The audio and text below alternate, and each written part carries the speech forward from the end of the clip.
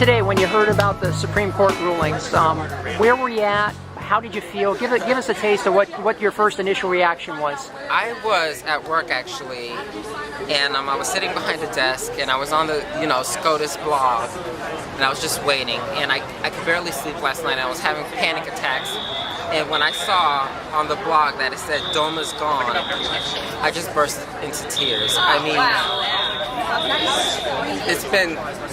I've been with my partner for 6.5 years, and there's so many rights that we've been waiting for, that we've been wanting, that today have just been granted to us in 1 minute.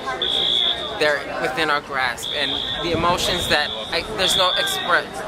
This has been the most difficult struggle for my gay existence. Coming out was nothing compared to the struggle that we have had up until this point. And to give you a little background to why this issue was so important for us is, my partner is not an American citizen. He's Colombian. And back in 1999, he was in Colombia living his life, had a business down there, successful business, and the guerrillas there wanted to extort him. He couldn't afford to pay them, so they wanted to kill him.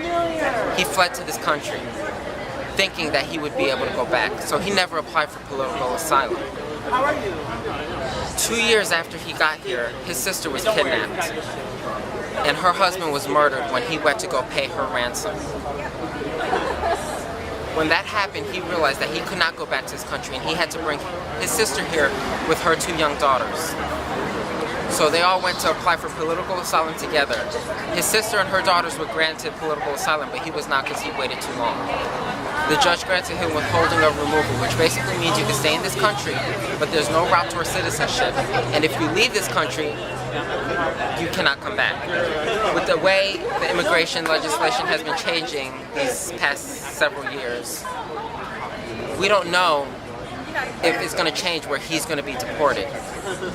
What happened today allows us the opportunity to go to our government and say we love each other, and that love should be enough to keep us together.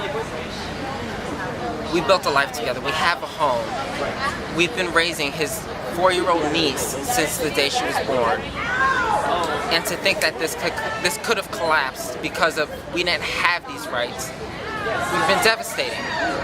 So this is why this issue is so important to me, and has been so important to me since the day I've met my partner.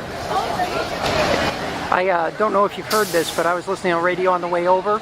All the departments, including immigration, have been turned around, and they've been basically saying that they're going to comply with everything that has been issued from the Supreme Court. Yes. and comply immediately. I realized that, and even before this, when President Obama came out in support of same-sex marriage, and he asked that we not deport immigrants in same-sex relationships, I knew they would. We just needed the validation from the Supreme Court. We just needed the Supreme Court to validate our relationships. It shouldn't have been their decision to make, but unfortunately it was.